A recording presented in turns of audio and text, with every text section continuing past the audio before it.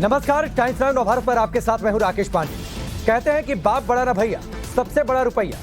तो आज रुपया की बात होगी। आपने बीते कुछ दिनों में खूब सुना होगा कि ब्रिटेन को पछाड़कर भारत दुनिया की 5वीं बड़ी अर्थव्यवस्था बन चुका है। ये एक फैक्ट है। नवंबर में थोक महंगाई दर 5.85% दर्ज हुई, जो 21 महीने के सबसे निचले स्तर पर रही। वहीं नवंबर में खुदरा महंगाई दर 5.88% रही, जो 11 महीने के सबसे निचले स्तर पर है। यह भी एक फैक्ट है। लेकिन सवाल यह है कि आम लोगों को थोक महंगाई दर और खुदरा महंगाई दर का चक्कर कहां समझ में आता। इसीलिए साधारण भाषा में आप समझिए कि महंगाई को जिस हद में रहना चाहिए वो वहीं पर है, चिंता की कोई बात नहीं। दुनिया के दूसरे देशों में कीमतों में आग लगी है, यानी वहां पर महंगाई बहुत ज्यादा है। हमारे यहां भी दाम बढ़े हैं, लेकिन सब कुछ कंट्रोल में। खास तौर पर जब आंकड़ों की अगर हम बातचीत करते हैं तो दर्शकों, आरबीआई यानी रिजर्व बैंक ऑफ इंडिया इस साल यानी वित्तीय साल में मतलब 2023 में अपने देश यानी भारत की विकास दर का अनुमान उसने 6.8% बताया है। यह दुनिया में सबसे ज्यादा है। भारत दुनिया में सबसे तेज गति से आगे बढ़ रहा है।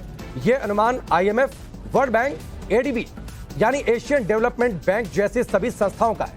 यानी भारत की तेज तरक्की भी एक फैक्ट है और इसको लेकर चिंता करने की कोई बात नहीं। लेकिन विपक्ष का आरोप इन सब के अलग है। विपक्ष का आरोप है कि देश डूब रहा है।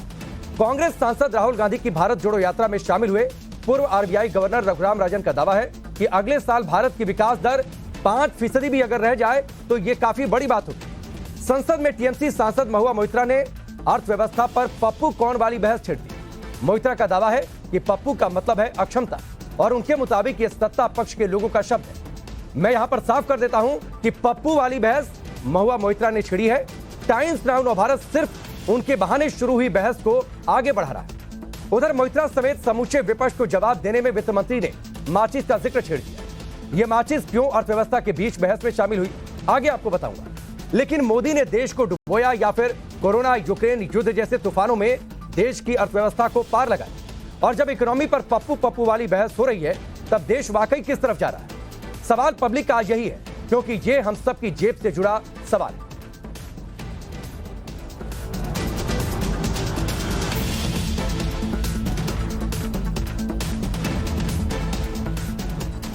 सबसे पहले मैं आपके सामने दो तस्वीरें रखता हूं। पहली तस्वीर श्रीलंका की होगी। कुछ महीने पहले महंगाई और सामानों की किल्लत से जूझ रहे श्रीलंका में हंगामा इतना बढ़ा कि वहां पर तख्ता पलट हो गया। दूसरी तस्वीर पिछले महीने के आखिरी हफ्ते की। चेयरमैन माओ के बाद चीन के सबसे ताकतवर नेता शी जिनपिंग के कोरोना लॉकडाउन के खिलाफ आक्रोश फूटा था। लोग सड़कों पर थे। पहली तस्वीर देखकर आपको लग सकता है कि हम भारत की तुलना श्रीलंका से क्यों करें, लेकिन दूसरी तस्वीर चौंकाने वाली। चीन में शी के खिलाफ पत्थर चल सकते हैं, आक्रोश इस लेवल पर आ सकता है, यह किसी ने कभी नहीं सोचा था। इसे देखकर आप अंदाजा लगाएं कि हमारे देश में स्थिति कैसी है, यानी सब कुछ कंट्रोल में। लेकिन अब आप पूर्व आरबीआई गवर्नर रघुराम राजन का राहुल गांधी के साथ हुए संवाद का यह हिस्सा सुनिए। उन्होंने यह संवाद राहुल गांधी की भारत जोड़ो यात्रा में शामिल होने के दौरान दिया।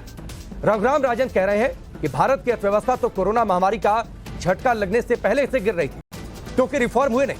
उनके मुताबिक अगले साल भारत 5% की विकास दर शायद ही हासिल कर सके।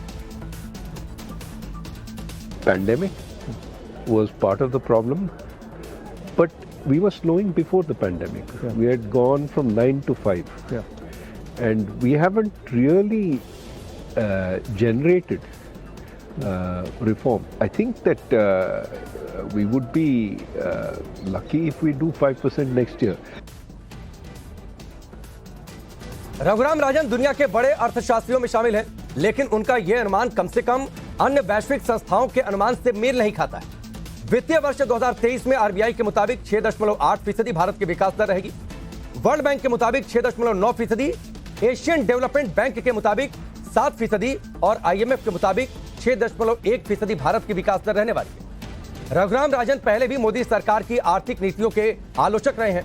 इस बीच विपक्ष के कुछ नेताओं ने तो आर्थिक बहस को किस दिशा में मोड़ा, यह संसद में टीएमसी सांसद महुआ मोइत्रा के बयान से समझा जा सकता है।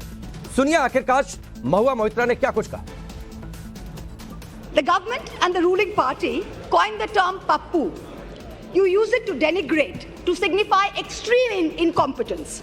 Let me use the next few minutes to point out what the data, the statistics tell us as to who the actual pappu really is.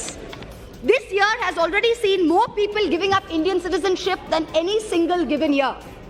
Is this the sign of a healthy economic environment, of a healthy tax environment? Who's the pappu now? So do parliament and public representatives have no right to ask this na khaunga, na khane dunga sarkar, who's presiding over the ED, why there is such a pathetic conviction rate of 0.5%? Is the ED's job only to harass people?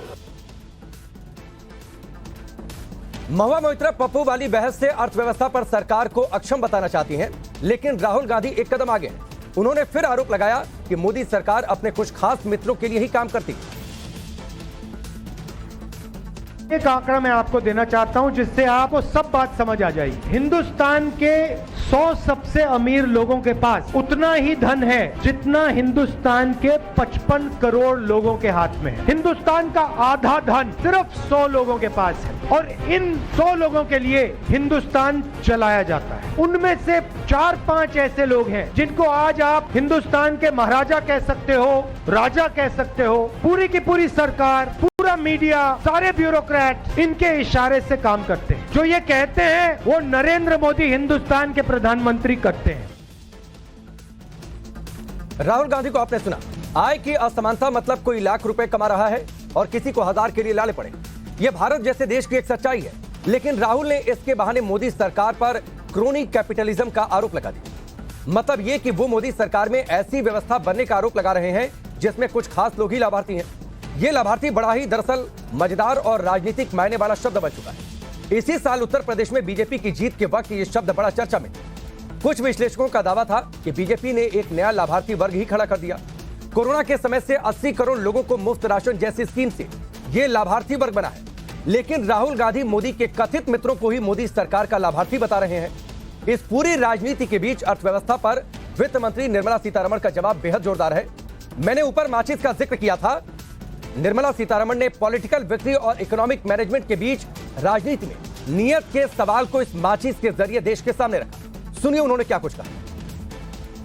माचिस किसके हाथ में कैसे उपयोग में आया, कैसे उपयोग में आया, वो है प्रश्न। प्रश्न वो है पूरा बंगाल को जला दिया। माचिस किसके हाथ में? हमारे हाथ में जब माचिस थी, हमने उज्ज्वला दिया, हमने उजाला दिया, हमने पीएम किसान दिया, हमने स्वच्छ भारत अभियान चलाए। जब आपके हाथ में आया माचिस, आर्सन हुआ, लूटिंग हुआ, रेप हुआ, हमारे कार्यकर्ता के घर जला दिया। तो जाहिर सी बात है आज अर्थव्यवस्था से जुड़े गंभीर मसलों पर चर्चा होगी। कुछ अहम सवाल सबसे पहले आपके सामने रखते हैं। क्या अर्थव्यवस्था के हाल पर विपक्ष के आरोपों के पीछे सिर्फ कोरी राजनीति है, इसका कोई और मतलब नहीं, और इसके जरिए देश में एक माहौल बन जाए ये विपक्ष चाहता है। सवाल यह भी कि मोदी सरकार का काम तेज तरक्की वाला है या फिर 5% जीडीपी पर अटकाने वाला है। सवाल यह भी जिस पर हम चर्चा करेंगे, कोरोना यूक्रेन युद्ध के झटकों से मोदी सरकार क्या देश को उबार कर लेकर गई। सवाल यह भी कि क्या बीजेपी राजनीतिक ताकत से देश में आर्थिक तरक्की ला रही है। इन सारे सवालों के इर्द गिर्द हमारी आज की चर्चा आगे बढ़ेगी। सबसे पहले आपका परिचय आज के मेहमानों से करवाते हैं। नरेंद्र तनेजा जी हैं हमारे साथ, भारतीय जनता पार्टी के नेता। रजत सेठी जी हैं पॉलिटिकल एनालिस्ट के तौर पर। सुनील सिंह हैं इकोनॉमिस्ट हैं। लोकेश जिंदल जी कांग्रेस पार्टी के नेता। मानव जसवाल है टीएमसी पार्टी की ओर से प्रवक्ता। ब्रिजमोहन श्रीवास्तव जी हैं जो कि एनसीपी के प्रवक्ता हैं। आप सबका बहुत बहुत स्वागत है। लेकिन सबसे पहले नरेंद्र जी मैं आता हूं, क्योंकि जोरदार तरीके से बीजेपी सरकार पर हमला, मोदी सरकार पर हमला और आरोप यह कि देश की अर्थव्यवस्था को डुबो दिया गया। 5% विकास दर भी अगले साल रहने नहीं वाली है। जिस निर्मला सीतारमण जो माचिस का जिक्र कर रही हैं, उसके जरिए आपने देश की अर्थव्यवस्था में आग लगाई है, यह कांग्रेस का आरोप। देखिए, मैंने सुना मोइत्रा जी को भी और राहुल गांधी जी को भी, उनके भी सुने। तथ्य तो कोई है नहीं उसके अंदर। जितने भी विपक्ष के बड़े नेता हैं, आप इनकी एसेट्स देखिए और इनकी इनकम देखिए। 2000 जब से हम सत्ता में आए हैं उसमें कितनी बढ़ोतरी आई है, आप उनसे पूछ लीजिए। इन्होंने जो डिक्लेरेशन फाइल करते हैं अपने इलेक्शन लड़ने के टाइम, गूगल पे जाके उसको सर्च कर लीजिए। अगर देश की हम जब से सत्ता में आए हैं अर्थव्यवस्था इतनी खराब कर दी, तो फिर ये सारे लोग संपन्न कैसे हो गए? इनकी जो आय है या जहां जिस समूह में वो कैसे बढ़ गए? मैं आपको 2 तथ्य देता हूं। मोइत्रा जी ने ये कहा कि देश से तमाम लोग देश छोड़ के चले गए। कितने लोग देश को छोड़े गए? कोई आंकड़े हैं आपके पास? क्या आप उन लोगों की बात कर रहे हैं जो कि बिजनेस के कारण या अन्य कारण दूसरे देशों में जाके कंपनी बना रहे हैं? इतने लोग देश से गए, उससे टिकने चौंकने तो वापस आए। वो तमाम भारतीय जो विदेशों में चले गए थे, आज चूंकि दुनिया की सबसे चमकती अर्थव्यवस्था, सबसे ज्यादा अवसर देने वाली अर्थव्यवस्था भारत है, वो वापस आ रहे हैं। राहुल जी, ठीक है, राहुल जी का शुरुआत में हम 30 सेकंड का ही समय देते हैं ओपनिंग रिमार्क्स के लिए, फिर उसके बाद मैं इस चर्चा को ओपन करूंगा। लोकेश जिंदल जी, मैं आपके पास आता हूं। रघुराम राजन ने कहा कि 5% भी विकास दर नहीं रहने वाली है। बड़े हैं, वैश्विक अर्थशास्त्री हैं, लेकिन विश्व की जो संस्थाएं हैं, वर्ल्ड बैंक कहता है 6.9%, एशियन डेवलपमेंट बैंक कहता है 7%, IMF कहता है 6.1%। दोनों में सही कौन? नमस्कार। देखिए, मैं कुछ आंकड़ों के द्वारा अपने व्यूज रखना चाहूंगा।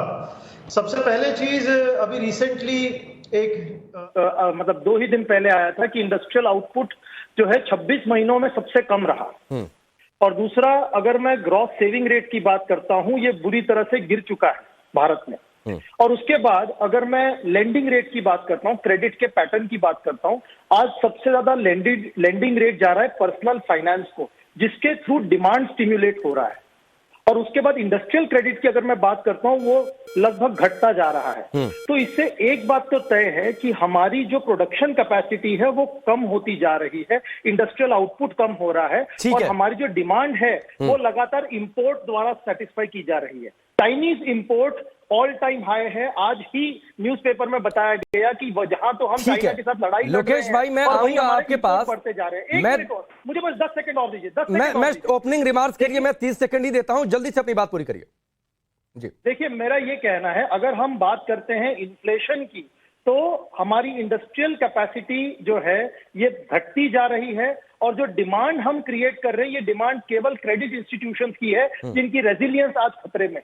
तो बेहतर होगा हम चतुर्मुख की तरह मुंह जमीन पे दसाए बिना इस पर्टिकुलर एस्पेक्ट को समझें और इसका निवारण करें। नहीं, ठीक है लोकेश भाई, समस्या का निवारण होना चाहिए, लेकिन जब मैं डिबेट ओपन करूंगा तो ये जरूर आपसे सवाल करूंगा कि शुतुरमुर्ग की तरह मुंह करके कौन कहां बैठा हुआ है, क्योंकि यही रघुराम राजन ने एक वक्त संसदीय समिति से यह कहा था कि सबसे ज्यादा इंडियन हिस्ट्री में बैड लोन 2006 से 2008 के बीच दिए गए थे। उस समय किसकी सरकार थी उसका वो आपको बेहतर तरीके से पता है। मैं आपको जवाब अभी दे दूं। मैं नहीं, मैं जब डिबेट ओपन करूंगा तब, क्योंकि फिर एक नया मोर्चा खुलेगा डिबेट का। रजत सेठी जी, ये सिर्फ एक पॉलिटिकल स्टंट है जो रघुराम राजन ने कहा, जो बातें कही? देखिए, रघुराम राजन जी ने कुछ चीजें ठीक कही और कुछ में तो राजनीतिक मसाला जरूर था। एक चीज उन्होंने बोली कि भारत की जो एक्सपोर्ट की जो ग्रोथ है वो जरूर इम्पैक्ट होगी, और उसका कैस्केडिंग इफेक्ट आप बाकी जो डेटा महुआ मोइत्रा जी ने भी बीच में रखा, वो इसलिए इम्पैक्ट हो रही है क्योंकि विश्व में एक मंदी का दौर है। चारों तरफ आप देखेंगे कि सिर्फ भारत के ही नहीं, चाइना के भी एक्सपोर्ट इम्पैक्ट हुए हैं, बाकी भी डेवलप्ड कंट्रीज के एक्सपोर्ट्स इम्पैक्ट हुए हैं। तो एक्सपोर्ट तो हमारा जरूर इम्पैक्ट हो रहा है, लेकिन जो उन्होंने सीरीज और बाकी चीजों को बोला, उनमें स्पेशली जो महुआ मोइत्रा जी ने बोला, उसमें तथ्यात्मक रूप से राजनीति के अलावा कुछ खास है नहीं। अब उन्होंने बोला जैसे सबसे जरूरी चीज की भारत से लोग जा रहे हैं, लेकिन वो ये भूल जाती हैं कि पिछले कुछ दिनों से लगातार कनाडा, यूके और यूएस में रिफॉर्म चल रहा है लोगों को सिटीजनशिप देने का, और वो सिटीजनशिप की जो बैकलॉग था ना, वो अभी ही क्लियर हुआ है। इसीलिए जो सडन स्पाइक आपको दिख रहा है कि भारतीयों ने जो अपनी नागरिकता छोड़ी है, वो उस कारणवश हुआ है। ठीक है, आप उनकी डेटा देखिए। डेटा के साथ क्या होता है कि अगर आप चेरी पिक करेंगे कि कुछ चुन चुन के ऐसी डेटा को लाया जाए, तो चीजों को आप ट्विस्ट करके कुछ भी दिखा सकते हैं। ठीक है, लेकिन जो सामरिक पूरी स्थिति है वो उससे उजागर नहीं होती है। ठीक है, मैं दोबारा आपके पास आता हूं। मानव जायसवाल जी, ठीक है, मानव जायसवाल जी, निर्मला सीतारमण ने माचिस का जिक्र किया कि माचिस किसके हाथ में थी और उसने कैसे इस्तेमाल किया। पॉलिटिकल विक्ट्री और इकोनॉमिक विक्ट्री दोनों में फर्क होता है, यह बंगाल और गुजरात के मॉडल पर दिखाई देता है। यह उनके कहने का मतलब। सबसे पहले तो मैं सभी को नमस्कार करता हूं और आपके माध्यम से पूरे देश को नमन है, और खासकर हमारे जो फौजी जो सीना तान के मुंहतोड़ जवाब दे रहे हैं चाइना को। जहां तक हमारी जो हमारे फाइनेंस मिनिस्टर हैं सीतारमण जी, उन्होंने बड़ा उपहास किया कि भाई किसी को हिंदी नहीं आती इसलिए मैं उसको जवाब नहीं दूंगी। बहुत अच्छी बात है। और जहां तक वो माचिस की बात करती हैं, हम पप्पू की बात करना चाहते हैं। कौन पप्पू होता है जो 500,000 रुपए के नोट निकाल के 2,000 रुपए के नोट इशू करता है? कौन पप्पू होता है जो 15-16 लाख रुपए जब हमारा चल रहा था कैश करेंसी, आज 32 लाख करोड़ रुपए के आसपास हो गया, फिर भी हम बंद करके बैठे हैं? कौन पप्पू होता है जो इन्फ्लेशन जिस तरीके से बढ़ रहा है और जो लोगों को, मध्य वर्गीय को आज जो इंटरेस्ट की जरूरत पड़ रही है, जो पर्सनल फाइनेंसिंग की जरूरत पड़ रही है घर चलाने के लिए, अपने कारोबार को छोटा मोटा चलाने के लिए, आज उनका दर पे दर आप बढ़ाए जा रहे हैं। कौन से ऐसे अर्थशास्त्री हैं जो बोलते हैं कि भैया बहुत सुंदर इकोनॉमी है, हम प्याज नहीं खाते क्योंकि प्याज हमको पसंद नहीं है। नहीं मानव जायसवाल जी, ठीक है, 30 सेकंड का आपके ओपनिंग रिमार्क्स का समय पूरा हुआ, अभी भी आपने फैक्ट पर बात नहीं की सर। आप पॉलिटिकल स्टेटमेंट आप लगातार देते रहे। नोटबंदी को हुए समय हो गया और न जाने कितनी बार इस पर चर्चा हुई और उसके बाद कितने चुनाव हो गए, जनता ने उसका जवाब भी दिया। ठीक है, मैं दोबारा आऊंगा, डिबेट ओपन करूंगा तो आप अपने पॉलिटिकल स्टेटमेंट मन भर कर दीजिएगा। ठीक है, सुनील अलग जी, ये बार बार नोटबंदी की चर्चा, देश ने उसका जवाब दिया, वो एक अलग चीज है, लेकिन जरा मौजूदा अर्थव्यवस्था की मैं चाहूंगा एक झलक आप जरूर दिखाइए, क्योंकि बार बार जो वैश्विक संस्थाएं हैं वो तो कह रही हैं भारत तेज गति से बढ़ रहा है, 2023 को लेकर भी सुखद तस्वीर सामने है, उसके बावजूद रघुराम राजन ऐसा क्यों बोलते हैं? अभी आ रही है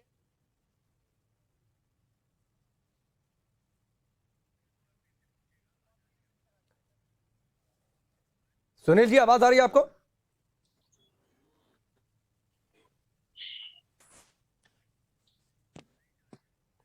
चलिए, कुछ तकनीकी दिक्कत है। बृजमोहन श्रीवास्तव जी, ये सिर्फ पॉलिटिकल स्टंट है, अर्थव्यवस्था पर लेकर आरोप लगा देना। मैं नहीं कह रहा हूं कि जितनी तेजी से बढ़नी चाहिए थी, लेकिन इस बीच सवाल तो है कि कोरोना आया, यूक्रेन रशिया का जो फ्रंट खुला हुआ है, उन सबके बीच आपको नहीं लगता कि अगर वैश्विक संस्थाएं इस बात की तस्दीक कर रही हैं कि भारत की अर्थव्यवस्था की रफ्तार ठीक है, तो मोदी सरकार ने देश की अर्थव्यवस्था को बचाया?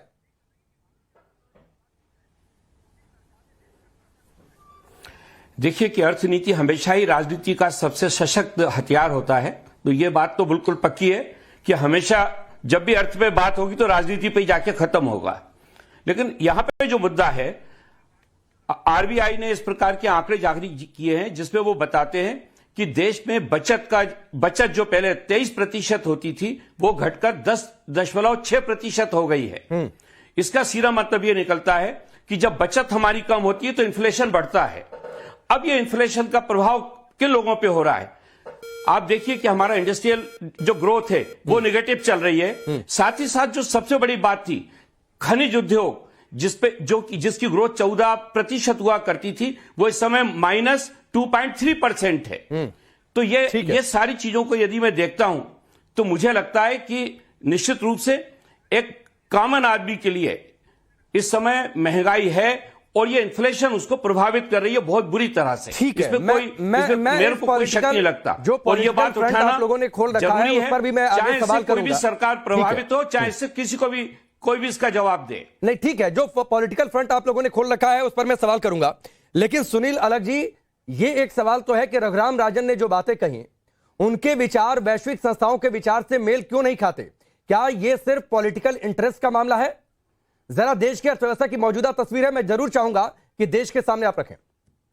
देखिए, जो मैं कह रहा हूं, ये पॉलिटिकल मामला तो आप लोग जितना बना सकते हैं बनाइए, आप ऐसे कुछ नहीं है। बट मैं कह रहा हूं कि देखिए, चाहे रघुराम राजन हो चाहे जो भी हो, हमारे देश का we are ranked today as the most developing economy in the world. अब ये आप चाहे ऑपोजिशन में हो, बिना कोई सोल्यूशन के कि ये करो वो करो, जितना आप कह सकते हो, जितने प्रॉब्लम रेज कर सकते हो वो जितना प्रॉब्लम रेज करो। आप कोई सोल्यूशन तो दीजिए ना। अगर आप होते तो क्या करते? देखिए, मोदी जी ने जो किया है पिछले 2 साल में, ये देखिए कोविड भी आया, हमने we are the best nation in the world for that. अब देखिए हमारा 6.8, 6.9, 7% जीडीपी, जो भी आप फिगर लीजिए, we are ranking amongst the highest. अब the only thing that you have to remember, जो हमें सोचना चाहिए कि देखिए, मोदी जी ने पहले गरीब लोगों को उनको खाना फ्री दिया, उनको इलेक्ट्रिसिटी फ्री दी, गैस फ्री दिया, सब कुछ उनके पास गया ना। तो मिडिल इनकम ग्रुप तो कंप्लेन करेगा हमेशा, अपर मिडिल इनकम ग्रुप हमेशा कंप्लेन करेगा कि अपर इनकम ग्रुप कंप्लेन करेगा। देखिए, जो दुनिया में हो रहा है, हमारी इन्फ्लेशन, जो आरबीआई है, ठीक है, उन्होंने कहा इतने के अंदर वो, ठीक है, शुरुआती रिमार्क का समय पूरा हुआ, चर्चा को मैं ओपन करता हूं। और मानव जी, आप कुछ कह रहे हैं, फिर मैं लोकेश भाई आपके पास आता हूं। मैं काफी देर से सुन रहा था जिस तरीके से ये बताना चाहते हैं और प्रचार करना चाहते हैं, क्योंकि प्रचार वाली सरकार है भाजपा। सर बताइए, जो 16 रुपए केरोसिन होता था 106 रुपए जो हो गया, वो किसके लिए है? कौन मध्यवर्गीय जो केरोसिन में खाना बनाता होगा? गैस सिलेंडर डेफिनेटली 400 का 1000 पार हो गया, आप बहुत खुश होंगे। हमने त्याग दिया अपना सब्सिडी, लेकिन आपको बहुत खुशी होगी। आज जो स्कूटी मिलती थी, जो बच्चों को मिलता था भाई कॉलेज वाले जाने के लिए कि भाई आप लोग समय बचेगा, आज 60, 50, 55 हजार का स्कूटी आज लाख रुपए के पार हो गया। आप बोलते हैं महंगाई नहीं है, आप बोलते हैं रोजगार है। अरे बहुत अच्छा रोजगार है। बिहार और यूपी में जैसे बच्चों को आपने पीट पीट के लहूलुहान कर दिया, कौन से रोजगार की आप बात करते हैं? आप तो दिखाते नहीं है। कम से कम चाइना मीडिया कहीं ना कहीं कोई मीडिया दिखा तो रहा है। किसानों को कुचल दिया जाता है इस देश में। आप बोलते हैं बहुत सुचारू ये गवर्नमेंट है। आप बोलना चाहते हैं जिस तरीके से बच्चियों के साथ रेप होता है, बोले कि बच्चियां बहुत सुरक्षित है। अरे कौन सा चश्मा पहन के घूम रहे हैं? आज हमारी जो फाइनेंस मिनिस्ट्री है वो बोलती है प्याज हम खाते नहीं क्योंकि प्याज महंगा, हमको पता ही नहीं है। इनको तो पता नहीं मानव जी ठीक है। मानव जी दूसरे स्टेटमेंट अलग अलग पार्टियों के नेताओं के क्या क्या रहे हैं ये निकालेंगे तो बहुत अलग दिशा में बहस चली जाएगी। लेकिन सवाल पब्लिक का में हम पब्लिक के मुद्दों पर चर्चा करते हैं। और आपने जो पॉलिटिकल फ्रंट खोला हुआ है इकोनॉमी को लेकर, आप आंकड़ों के साथ दुरुस्त रहिएगा, ठीक है, आंकड़ों के साथ दुरुस्त रहिएगा मेरे क्रॉस के लिए, और नरेंद्र जी भी उसका जवाब देंगे। लेकिन दरअसल संसद में सुन लीजिए सर, सुन लीजिए प्लीज, सुन लीजिए। लेकिन एक अरे सुन लीजिए, मैं अभी कुछ क्रॉस कर दूंगा स्टेट्स को लेकर, तो आपने जो चिट्ठा पत्रा लेकर आए हैं उसके अलावा आप जवाब नहीं दे पाएंगे, उसके अलावा आप जवाब नहीं दे पाएंगे। इसलिए प्लीज सुन लीजिए, संसद में किस तरीके से चर्चा चल रही है इकोनॉमी को लेकर, क्या कुछ कहा जा रहा है, उसकी एक तस्वीर देश के सामने रखते हैं, फिर उसके बाद लौट कर आते हैं। कैसे खाया जाता है वो बताया जाता है, चूस के Sir, committee narrated how badly the budget allocation is handled. अध्यक्ष महोदय, कहीं ना कहीं आपकी नीतियां गलत हो रही है, वरना इन किसानों की मौत को आपने सिर्फ एक आंकड़ा बनाकर रख दिए हैं। देश में अगर आज हम इंडस्ट्रियल कॉरिडोर बना रहे हैं, डिफेंस कॉरिडोर बना रहे हैं, कभी कल्पना की थी किसी सरकारों ने? हाईवे तो बना नहीं पा रहे थे। माननीय प्रधानमंत्री जी या मंत्री जी जब जवाब देंगे तो महंगाई पर भी लोगों को जवाब देश के सामने रखना पड़ेगा। और फिर वो लेगेसी का इशू मत उठाइए कराड़ साहब, फिर बोलेंगे ये आपका लेगेसी इशू है। लेगेसी अभी 8 साल आपकी सरकार होगी। These are not legacy issues. आप ठीक कर सकते थे, 8 साल बहुत टाइम होता है ठीक करने के लिए इकोनॉमी। उसी साल के अंदर पैदा करके भारत की बनी वैक्सीनेशन से भारत के लोगों को इंग्लैंड, ब्रिटेन, अमेरिका हिल गया कोरोना के अंदर, लेकिन भारत अपनी जगह खड़ा रहा। सो दुगनी आमदन तो पता नहीं, लेकिन कीमता जरूर किसान दी जड़ी इनपुट कॉस्ट होंगी और दुगनी तो भी बात हो गई है। It is palpably clear that not a single objective as was enunciated during the demonetization has not been achieved so far. क्या ये ऑपोजिशन के लोग क्यों भूलते हैं कि अच्छी चीजों को भी ये सभागृह को अवगत कराना चाहिए कि ये राज्य में किस तरीके से सरकार काम कर रही है। ठीक है, ये संसद डायरी हमने आपके सामने रखी। नरेंद्र जी, मानव जी की बातों का जवाब दीजिए, फिर मैं लोकेश के पास आता हूं। देखिए, रघुराम राजन जी जो हैं वो अब शैडो फाइनेंस मिनिस्टर हैं कांग्रेस के। वो अब राजनीतिक है, उनको ये कहना कि वो अच्छे अर्थशास्त्री हैं, लेकिन अब वो शैडो फाइनेंस मिनिस्टर हैं कांग्रेस पार्टी के। और आप देख रहे हैं वो पूरी तरीके से अब वो उनकी जो भी स्टेटमेंट आते हैं, अब वो वक्तव्यों को हमने उस निजात से देखना पड़ेगा कि वो भी एक पॉलिटिशियन है। कांग्रेस में तमाम नेता हैं, वो अपनी बात कह रहे हैं। इन्हीं रघुराम राजन जी ने, आप जाके गूगल पे सर्च करिए, अभी 15 दिन पहले एक विदेशी पत्रिका को ये कहा कि भारत की अर्थव्यवस्था अच्छी चल रही है। क्योंकि पूरा मुझे तो ताज्जुब होता है, पिछले 7 दिन के अंदर 5 कार्यक्रम में विदेशी टीवी चैनल में आया, और वो इसलिए उन्होंने मेरे को लिया, उनका ये था कि भारत की अर्थव्यवस्था इतनी अच्छी कैसे चल रही है, इस बात को लेकर के वो इम्प्रेस्ड है, प्रभावित है। और इसी को लेकर के ये तू मैं नहीं करता रहा, जब ये बोल रहे ठीक है मानो भाई, आपने कुछ बातें कही, उसका जवाब सुन लीजिए, उसका जवाब सुन लीजिए सर। गंभीर मसला है, ध्यान से सुनिए। अब उसमें राकेश जी, उसके अंदर ये है कि पूरा विश्व जो है इस बात को देख करके पूरा विश्व इस बात को लेकर के जो है इम्प्रेस्ड है कि भारतीय अर्थव्यवस्था इतना अच्छा, क्योंकि भारतीय अर्थव्यवस्था बढ़ी है, दुनिया की अर्थव्यवस्था बढ़ती है। भारत की अर्थव्यवस्था भी इतनी बड़ी हो चुकी है और उसका पूरी दुनिया में प्रभाव पड़ता है। मुझे ताज्जुब होता है, हमारे यहाँ चैनल्स पे इस बात की मशक्कत हो रही है कि कैसे ये दिखाया जाए कि कुछ नहीं हो रहा, कुछ नहीं हो रहा, और वो बोलने भी नहीं देंगे साथ में असभ्यता ये भी होती है, ये भी असभ्यता होती है। अच्छा, दूसरी बात अगर आप उठा करके देखें, आंकड़ों की आइए, वित्त मंत्री ने संसद पर रखा, मीडिया ने भी सब कवर किया कि भाई पिछले दिनों हमने देखा, चाहे वो पूरी दुनिया के अंदर जो यूक्रेन का युद्ध है जिसकी वजह से ईंधन की कीमतें बढ़ी हैं, फर्टिलाइजर की बढ़ी हैं, तमाम और कमोडिटीज की बढ़ी, उसके बावजूद हमारे देश के अंदर जो है हमने इन्फ्लेशन महंगाई को नीचे लेकर के आए 5.85%, जो काफी जो है 2 साल का रिकॉर्ड है। कौन सी ऐसी अर्थव्यवस्था विश्व के अंदर जहां पे ये हो रहा है?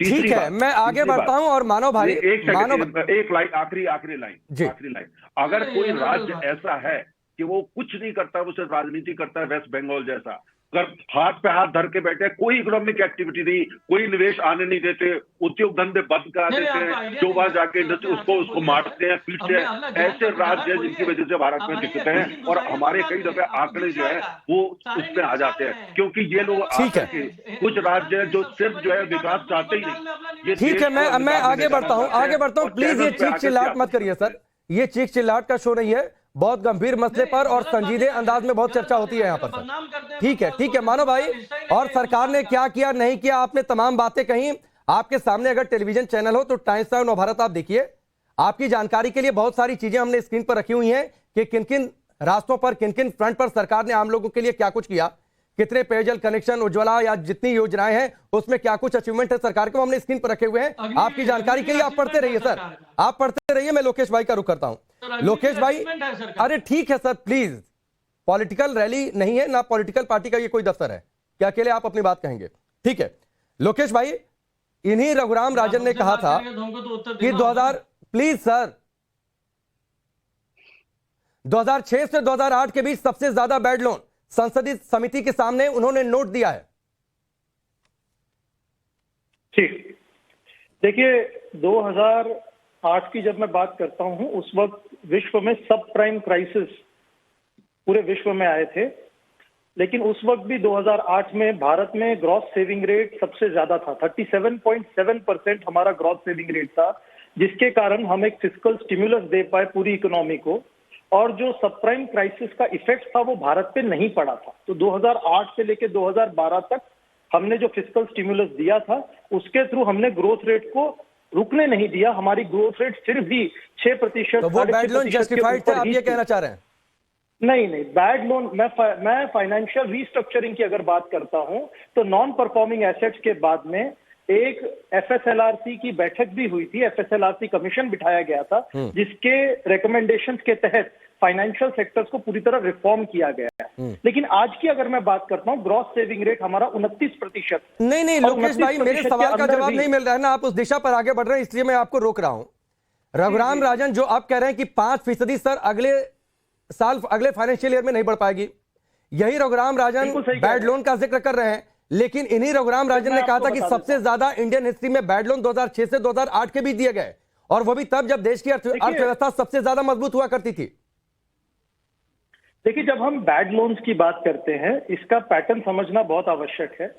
नॉन परफॉर्मिंग एसेट जब कंपनीज डिक्लेयर करती हैं अपने आप को, जनरली बैंक्स जो है एक सेटलमेंट पर आते हैं, फाइनेंशियल रीस्ट्रक्चरिंग की जाती है ताकि उनकी फाइनेंशियल बैलेंस शीट जो है सुधारी जा सके। तो हमारी इकोनॉमी इतनी रेजिलिएंट थी कि ऑल्दो 2006 से 2008 तक हमारे पास बैड लोन्स आए, लेकिन वो नॉन परफॉर्मिंग एसेट्स नहीं बने थे, पूरी तरह से डिस्कार्ड। ठीक है सर, वही आगे चलकर नॉन परफॉर्मिंग एसेट बने क्योंकि उसका कैलकुलेशन नहीं किया गया।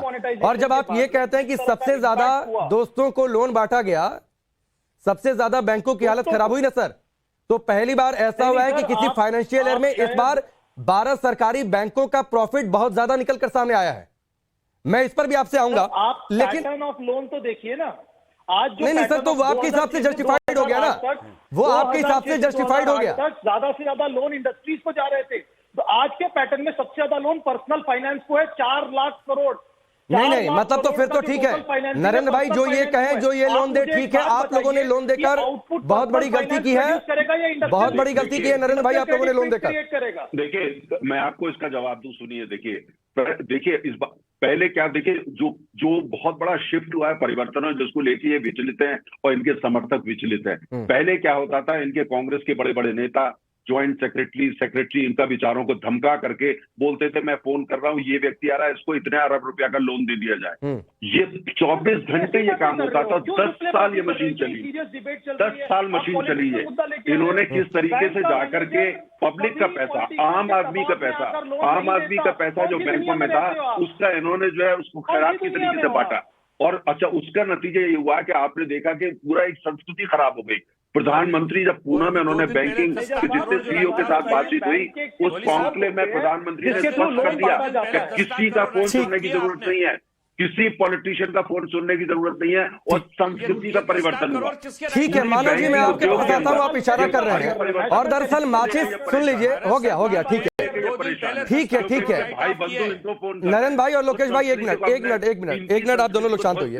मानव जी, जो माचिस का जिक्र किया, आपको उस पर बड़ी ऐतराज हो गया, लेकिन माचिस से आग कैसे लगती है ना सर?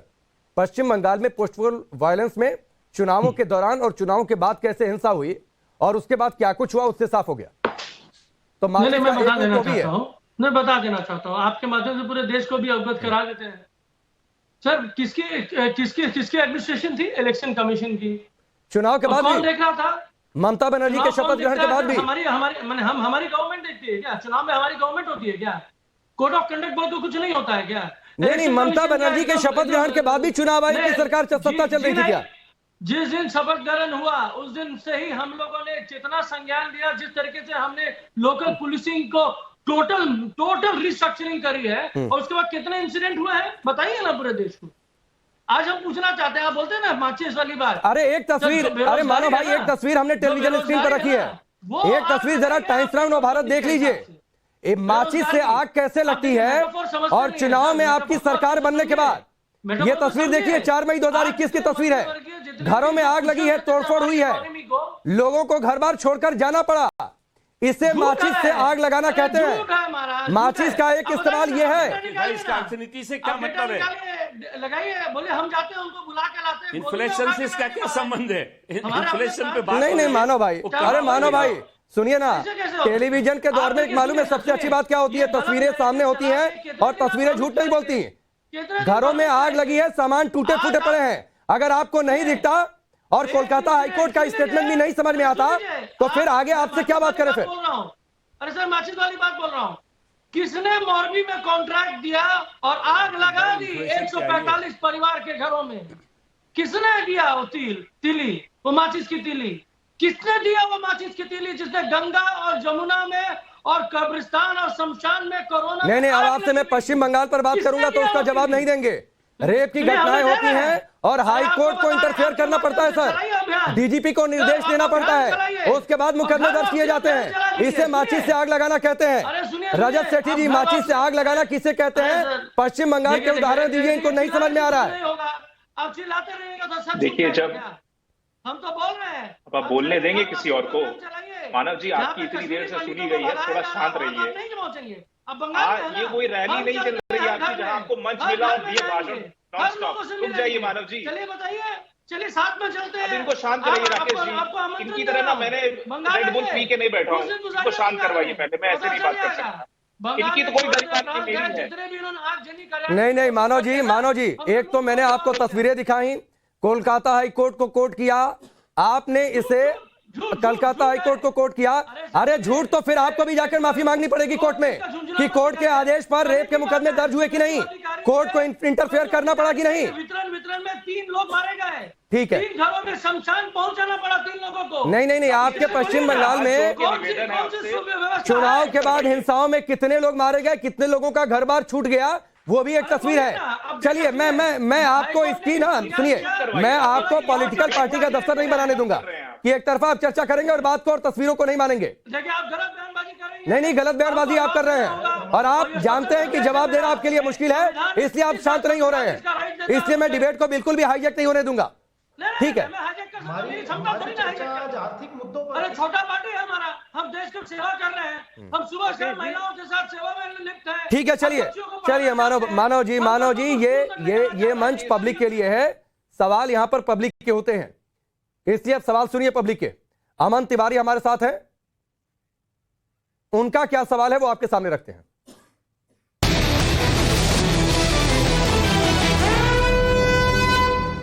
मेरा एक सवाल है कि जब महंगाई बढ़ रही थी तब तो विपक्ष से सरकार को घेरा नहीं गया, अब जब धीरे धीरे महंगाई कम हो रही है तो विपक्ष सरकार को घेरेगा कैसे?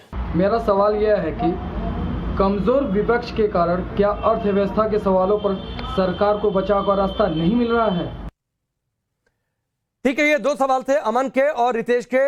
लोकेश जी, पहला सवाल आपके लिए था कि जब अर्थव्यवस्था की वाकई हालत खराब थी, जब वैश्विक संस्थाएं अनुमान को गिरा रही थी, विकास दर के अनुमान को, तब तो सर आप लोगों ने कोई सवाल नहीं उठाया और अब आप हाय तौबा मचा रहे हैं। देखिए, महंगाई को जो आंका जाता है उसमें एक महंगाई होती है कोर इन्फ्लेशन और दूसरा होता है हेडलाइन इन्फ्लेशन, जहां पर ज्यादातर हम फूड और फ्यूल के प्राइसेस को कंसिडर करते हैं। अभी जो महंगाई कम हुई है वो इसलिए हुई है क्योंकि फ्यूल जो एक कॉस्ट, हम जो इंपोर्ट कर रहे हैं रशिया से फ्यूल, और फूड का जो प्राइसिंग है वो थोड़ा कम हुआ है, जिससे महंगाई में थोड़ा सा निजात मिला है। लेकिन इसको आप कंप्लीट रेस्क्यू मत समझिए, ऐसा मत समझिए कि हमने जो है महंगाई पर फतह पा ली है। ये बहुत टेम्पररी है क्योंकि कोर इन्फ्लेशन हमारा बढ़ता जा रहा है। कोर इन्फ्लेशन की अगर हम बात करें, फर्टिलाइजर कॉस्ट से लेके बाकी सभी कोर एस्पेक्ट, इनमें इंडस्ट्रियल आउटपुट कम होता जा रहा है और महंगाई के बढ़ने के आसार हो रहे हैं। हमारे पास फिस्कल स्पेस आज की डेट में बहुत कम है, सेविंग रेट बहुत कम है। अगर किसी भी प्रकार का इकोनॉमिक शॉक या एक्सटर्नल शॉक हमें मिलता है तो हमारी जो शॉक एब्जॉर्बिंग कैपेसिटी है वो ज्यादा नहीं है। नहीं, लेकिन जो बातें अमन की थी, करते हैं सरकार के साथ, सुनिए, जो सवाल आपके लिए लोकेश भाई था वो सवाल वाकई बड़ा वाजिब था। पहली बार 12 सरकारी बैंकों का नेट प्रॉफिट हमने जिस तरीके से कहा पिछले 3 महीनों में 50% बढ़ गया सर, पहली बार पॉजिटिव है। तो आप लोगों ने देर कर दी सर जगते जगते। चलिए, दूसरा सवाल आपके लिए था तनेजा जी। एक मिनट में ठीक है, मैं आता हूं सर, दूसरे सवाल का भी जवाब ले लूं। तनेजा जी, दूसरा सवाल आपके लिए था। खुश तो बहुत होंगे, कमजोर विपक्ष है, बिखरा हुआ विपक्ष है, एकजुट नहीं हो पा रहा, इसलिए आपकी राह आसान है।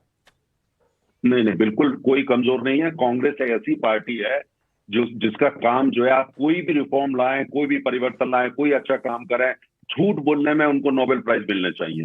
तो कांग्रेस, आप वो नंबर कम है उस पर मत जाइए। देश का अहित करना, देश की अर्थव्यवस्था, पूरा देश की इमेज को खराब करना, उसमें ये लोग एक बंदा ही कांग्रेस का काफी होता है। अभी कांग्रेस के प्रवक्ता यहाँ बैठे हैं, इन्होंने क्या कहा, क्योंकि कमोडिटी प्राइसेस लो हो गई इसलिए महंगाई कम हो गई। Thank you very much. जब बढ़ रही थी, यही तो हमारा आर्ग्यूमेंट था कि कमोडिटी प्राइसेस बढ़ गई हैं अंतर्राष्ट्रीय बाजार में, उसकी अब मुझे बोलने दीजिए। आप बोले थे थोड़ा तो तमीज सीखिए, है ना। आप बोलते मैं सुनते हैं ना, हम लोग अच्छी बहस करिए। आप उसके बाद बोलिए, जब आपका नंबर आए तो बोलिएगा, जब आपका नंबर आए तो बोलिएगा। अच्छा, आप जो लेकर आऊंगा तब आपको समझ में आएगा कि महंगाई दर किस औसत से बड़ा है। अब आउट ऑफ टाइम बोल रही है, मैं बहस में करता नहीं सब, आप कर लीजिए। लोकेश भाई, नवंबर में सुन लीजिए, आप जो महंगाई दर की बातचीत कर रहे हैं, तनेजा जी एक मिनट, आप जो महंगाई दर की बातचीत कर रहे हैं सर, नवंबर में थोक महंगाई दर 5.85%, पिछले 21 महीनों में सबसे कम है।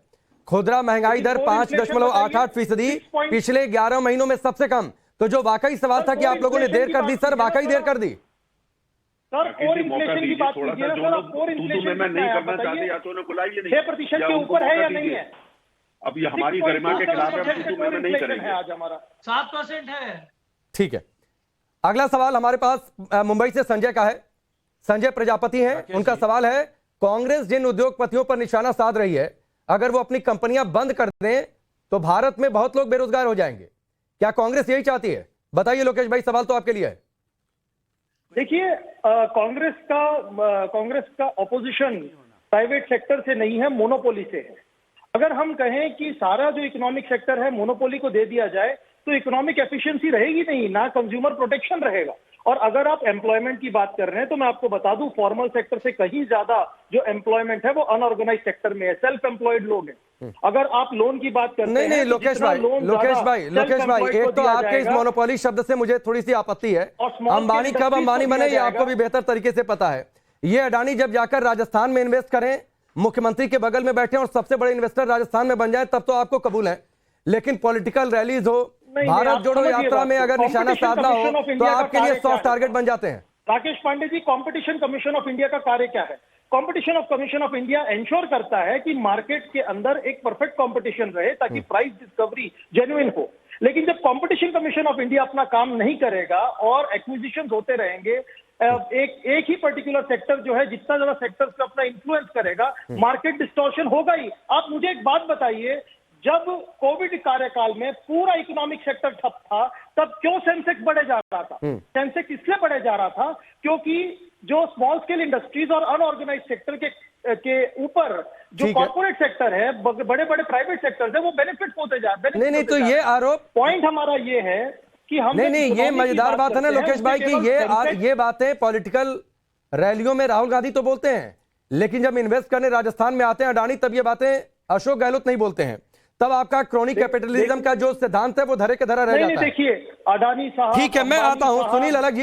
सुनील अलग जी, एक सवाल तो है राकेश जी, जो बातें क्रोनिक कैपिटलिज्म के आरोप लग रहे हैं कांग्रेस पार्टी की ओर से, क्या आपको सही लगते हैं? और दूसरी बात, राहुल गांधी कहते हैं अंबानी अडानी ए वायरस इस देश की अर्थव्यवस्था के लिए जहर है या फिर इस देश को विकास के रास्ते पर आगे लेकर जा रहे हैं? नहीं, देखिए आप जो भी कह रहे हैं, देखिए मैं तो पॉलिटिकल डिबेट पे जाना नहीं चाहता हूं। मैं कह रहा हूं कि rural demand is going up. ये कहां पे पैसे आ रहे हैं इनके पास? मोदी जी ने कुछ ना कुछ ने किया ना। एफएमसीजी में जो भी आप कहें, जो भी FMCG companies are going to grow, अब उनके पास कहां से आएंगे? रूरल एरिया में आएंगे ना। अर्बन एरिया में देखिए मिडिल इनकम ग्रुप कंप्लेन कर रही है। अब सेविंग्स रेट जो कम हुआ है, कम होगा ही होगा। यंगर जनरेशन, जब तक आप डिसाइड नहीं करोगे, younger generation is not interested in saving. अब देखिए आप जितने बूढ़े लोग मेरे जैसे आप टीवी पे लाओगे तो बोलेंगे सेविंग रेट भी कम हो गया है। अब देखिए जो लोग जितना कमा रहे हैं उनको savings not interested in that. आप सोचिए। अच्छा, एक चीज और है जिस पर मैं क्विक कमेंट चाहूंगा, रजत सेठी जी। 60 साल के ऊपर, ठीक है। अरे लोकेश भाई एक मिनट शांत हो जाइए। रजत सेठी जी, राकेश जी, रघुराम राजन ने ये बातें कही कि अगर एग्रीकल्चर में इन्वेस्टमेंट आता है, टेक्नोलॉजी आती है, तो किसानों की आय बढ़ेगी, बेहतर स्थिति होगी। अडानी का तो बहुत ज्यादा इन्वेस्टमेंट इस फील्ड में है। तो प्रश्न क्या है आपका राकेश जी? फिर जो आरोप है कांग्रेस पार्टी के ए वायरस को लेकर, क्या वो ए वायरस के जो स्टेटमेंट है और पॉलिटिकल जो बयानबाजी है वो सिर्फ रैलियों के लिए मान लिया जाए, वास्तविकता से कोई लेना देना नहीं? क्योंकि उससे भी पता है कि इन्वेस्टमेंट तो आएगा वहीं से, इसीलिए राजस्थान में वो तस्वीर दिखती है। देखिए बात सही है, यहाँ पर पल्ला झाड़ राहुल गांधी भी नहीं सकते। उनको भी मालूम है कि यथार्थ में जब प्रदेश चलाने होते हैं तो कोई बहुत अनोखा मॉडल इनकी राज्य सरकारों ने रखा हो, तो ऐसा बिल्कुल भी नहीं है। वो आप चाहे ममता बनर्जी को भी लीजिए, हाथ मिलाना होता है तो सबसे पहले अडानी से मिलाती है, और वैसा होना भी चाहिए। राजनीतिक रूप से तू मैं एक जगह है। अगर भारत का कि भूमिपुत्र अगर उठ के विश्व का पहला, दूसरा, तीसरा सबसे अमीर आदमी बनता है तो उसमें ये गर्व की बात है। क्या कैस्केडिंग इफेक्ट नहीं होता नीचे जॉब्स का? ऐसा बिल्कुल गलत है, जरूर होता है उसका। आप कॉम्पिटिटिवनेस इंडेक्स देखिए, अगर भारत की लगातार सुधार हो रहा है। जो कॉम्पिटिशन की बात एग्रीकल्चर की बात आई है रजत जी, तो एक तस्वीर जरा दर्शकों को दिखा देते हैं। कृषि कानूनों को लेकर आंदोलन किस तरीके से देश में हुआ और सभी विपक्षी पार्टियों ने किसानों को भरपूर उकसाया भी, लेकिन यह पंजाब की तस्वीर देखिए किस तरीके से किसानों पर लाठियां बरसाई गई हैं। जबरदस्त तरीके से इस देश में सरकार कानून लेकर आती है, टेक्नोलॉजी आ जाए, अर्थव्यवस्था की स्थिति सुधरे, किसानों की हालत सुधरे, ये सरकार एक कानून लेकर आई। इसके लिए सभी पार्टियों ने विरोध किया और किसानों के पीछे जाकर खड़े हो गए। मानव जी, आप भी पीछे खड़े थे और बृजमोहन श्रीवास्तव जी, आप लोगों का भी एक डेलीगेशन पहुंच गया था दिल्ली में जब विरोध प्रदर्शन चल रहा था, लेकिन पंजाब में किसान पिट रहे हैं, इस पर आप लोग कुछ नहीं बोल रहे। वहां पर इन्वेस्टमेंट नहीं चाहिए, वहां पर टेक्नोलॉजी नहीं चाहिए। देखिए राकेश जी, दोनों चीजों को मर्ज मत करिए। कानून व्यवस्था को बनाए रखने के लिए अगर कोई कार्रवाई हो रही है वो एक अलग चीज है, और जब लाखों किसान सड़क पे खड़े हों, 700 से ज्यादा किसान शहीद हुए हों, उनकी बात उठाना, उनकी आवाज उठाना, वो एक अलग मुद्दा था। मैं आपसे एक और बात कहना चाहता हूं, ये मुद्दा नहीं है पंजाब में किसान बड़ी बड़ी बातें करना शायद ठीक नहीं है। पंजाब में किसान पिटे, ये आपके लिए मुद्दा नहीं है। से देखता हूं, मैं एक राजनीतिक कार्यकर्ता हूं और उस ढंग से जब मैं देखता हूं तो नहीं बृजमोहन भाई, मैं पूछ रहा हूं पंजाब में किसान पिटे, ये आपके लिए मुद्दा है कि नहीं है? 10 ग्राम सोना 28,000 रुपए का आता था। अरे यार, क्यों नहीं है मुद्दा? पर कानून व्यवस्था भी मुद्दा है, दोनों चीजें मुद्दा है। तो आपने पंजाब में किसानों के पिटने की आवाज तो नहीं उठाई, और ना मानो जी आपने उठाई। पिटाई क्या हो रही है? आपने अभी आज जो चर्चा की है वो विशुद्ध रूप से आर्थिक नीति और मुद्रास्फीति पे बात कर रहे हैं आप। मैं इस पे बात कहना चाहता हूं। किसान आपकी अर्थव्यवस्था के हिस्से नहीं है। 2014 में उनकी उन्नति से देश की 28,000 आगे नहीं रुपए का बढ़ेगी। 10 ग्राम सोना आता था। आज 2022 में यह सोना 53,000 का है। 25,000 रुपए ज्यादा देना पड़ रहा है गरीब आदमी। अब देखिए, मैं किसानों की बातचीत कर रहा हूं, आप सोने की कीमतें कितनी बढ़ गई उस पर आप चले गए। करता हूं मानव जी, एक टिप्पणी आपकी भी, क्योंकि राजनीति आप लोगों ने भी खूब की है सर। जो लाखों रुपए कमा रहे हैं, ठीक है, 10 सेकंड में आपकी टिप्पणी। की शादी करूंगा तो क्या सेवा करते हैं, 10 ग्राम सोना दे प्रचार तंत्र भाजपा के पास है इस समय। और हमारे जो मोदी जी हैं, जो बीजेपी के सबसे प्रमुख प्रचारक है, वो क्यों चुप है? दे रही है, वो तो बहुत हितैषी है। अब देखिए, यही स्थिति है। ठीक है, वक्त इतना ही है, वक्त इतना ही है। आप सबका बहुत बहुत शुक्रिया। अर्थव्यवस्था की चर्चा के बीच में अर्थव्यवस्था के सबसे मजबूत पिलर हमारे किसानों की जब एक तस्वीर हमने दिखाई, तो उसका जवाब देने की बजाय यहां पर अगले बगले झांकने लगे नेता। सोने की कीमतें किस तरीके से बढ़ गई इसकी चर्चा करने लगे, उनके लिए आवाज बुलंद करने की बात नहीं कही। बहुत बहुत शुक्रिया आप सबका हमसे जुड़ने के लिए। वक्त आगे